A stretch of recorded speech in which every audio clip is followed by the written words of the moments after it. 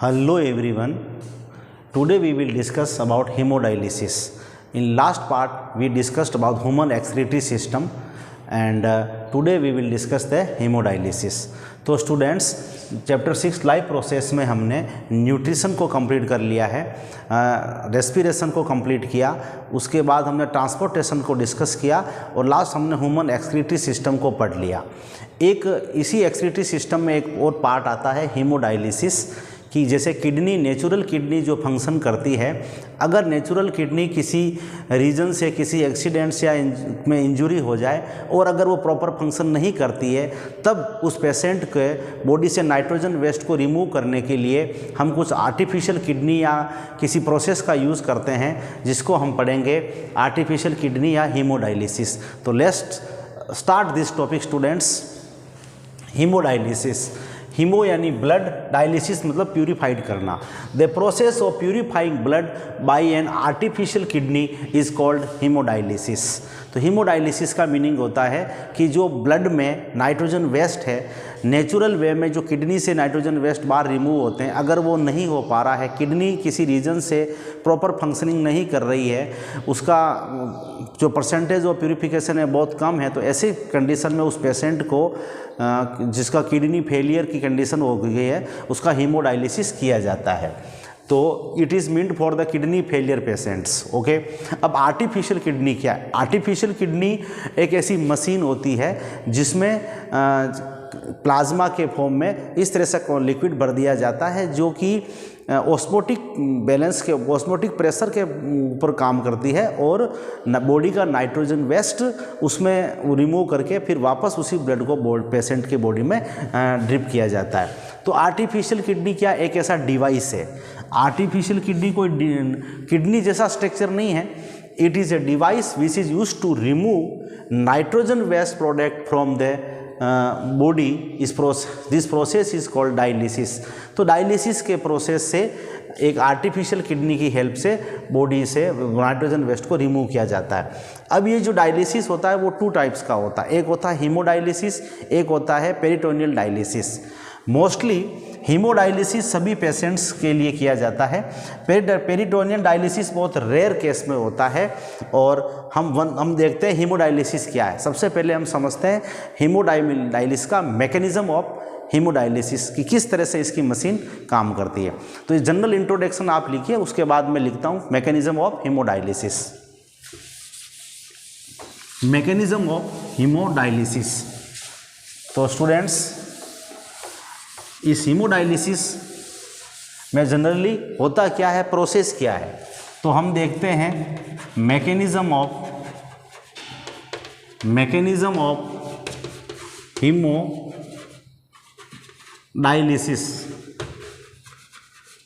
Mechanism of haemodialysis इसी process में कैसे किया जाता है। हीमोडायलिसिस में क्या होता है, सबसे पहले हम बात करते हैं कि डायलिसिस में एक मशीन होती है, इस तरह की डायलिसिस मशीन होती है। इसके अंदर सेमी परमिएबल मेम्ब्रेन जैसी ट्यूब्स होती है। जब पेशेंट का ब्लड यहाँ आता है, जब ब्लड पेशेंट का यहाँ आता है, तो इसी ब्लड को इस डायलिसिस फ्लूइड में प्यूरिफाइड किया जाता है और ये वेस्ट ब्लड यहाँ हो जाता है। और वेस्ट ब्लड सपोज करो यहाँ स्टोर हो जाएगा और जो प्योर ब्लड है वो वापस पेशेंट की बॉडी में प्योर ब्लड को वापस इंजेक्ट कर दिया जाता है। तो ये एक जनरल फिनोमिना है और ये किससे काम करता है हम देखते हैं। तो पेशेंट को सबसे इसके लिए हॉस्पिटल में जाना पड़ता है पेशेंट को। और पेरिटोनियल जो डायलिसिस है, इसमें पेशेंट को बिना पेशेंट को हॉस्पिटल जाए भी ये प्रोसेस हो सकता है, लेकिन जनरली हीमोडायलिसिस का ही प्रोसेस मोस्टली सभी पेशेंट के साथ किया जाता है। ये एनसीईआरटी में नहीं है, बस एनसीईआरटी में केवल हीमोडायलिसिस के बारे में दिया हुआ है कि एक ऐसा आर्टिफिशियल मोड ऑफ, ऐसे आर्टिफिशियल सिस्टम है जिसमें आर्टिफिशियल किडनी से रिमूवल ऑफ नाइट्रोजन वेस्ट को रिमूव किया जाता है। तो हम समझते हैं कि आर्टिफिशियल किडनी कैसे काम करती है। एक मशीन है और इस मशीन में क्या होता है, सबसे पहले artificial kidney contain number of semi-tubules, number of semi-tubules, semi-permeable tubules, semi-permeable tubes in a dialysis tank, in a dialysing tank. इस डायलिसिस टैंक में बहुत सारे सेमी परमिएबल ट्यूबुल्स होती है जो कि सेलेक्टिवली रीअब्जॉर्ब करके, जो कि ऑस्मोटिक प्रेशर पर काम करती है। जैसे ही इसके अंदर पेशेंट का ब्लड आएगा, उसमें से नाइट्रोजन वेस्ट वहीं रह जाएगा और प्योर जो वापस ब्लड होगा प्यूरिफाइड होने के बाद पेशेंट की बॉडी में इंजेक्ट हो जाएगा। अब क्या करते हैं, this fluid has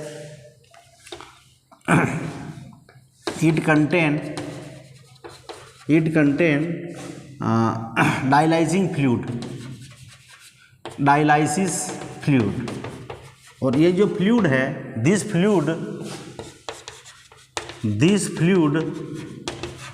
has same osmotic pressure as blood except nitrogen waste। देखिए इस फ्लूइड के अंदर नाइट्रोजन वेस्ट को छोड़ करके सेम प्लाज्मा जैसा ही फ्लूइड ब्लड जैसा भर दिया जाता है, ताकि पेशेंट का ब्लड जब उस डिवाइस में आए तो वहाँ पर वो प्यूरिफाइड हो सके। अब ऑस्मोटिक प्रेशर क्या होगा, अब सपोज करो the blood come from the artery of patient, blood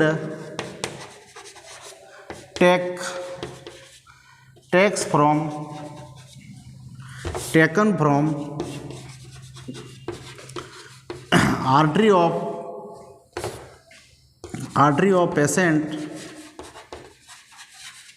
into this tank, and after removal of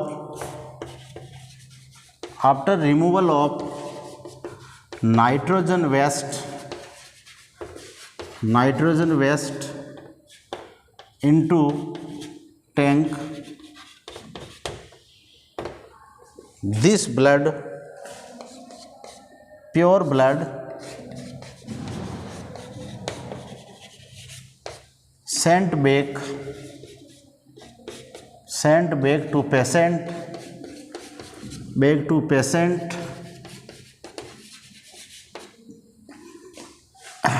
veins। तो इस तरह से किसी पेशेंट के आर्टरी से ब्लड ले लिया जाता है। उस डायलिसिंग फ्लूइड्स के अंदर सेम ऑस्मोटिक प्रेशर होता है, तो उस ऑस्मोटिक प्रेशर से क्या होता है कि नाइट्रोजन वेस्ट वहीं रुक जाएगा डिफ्यूजन के प्रोसेस से, और जो प्योर ब्लड होगा वो वापस आगे चला जाएगा और उस प्योर ब्लड को वापस पेशेंट की बॉडी में सेंड कर दिया जाता है। तो ये एक ऐसा फिनोमिना है।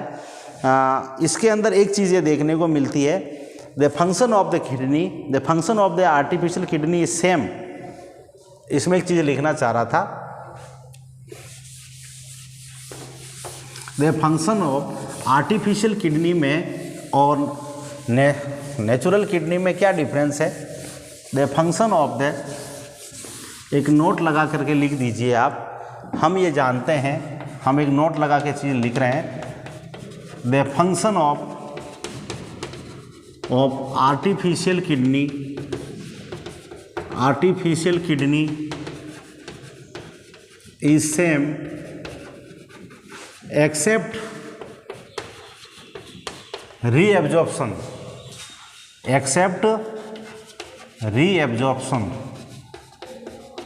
of useful substances। देखिए मैं इसको फिर से एक्सप्लेन करता हूँ।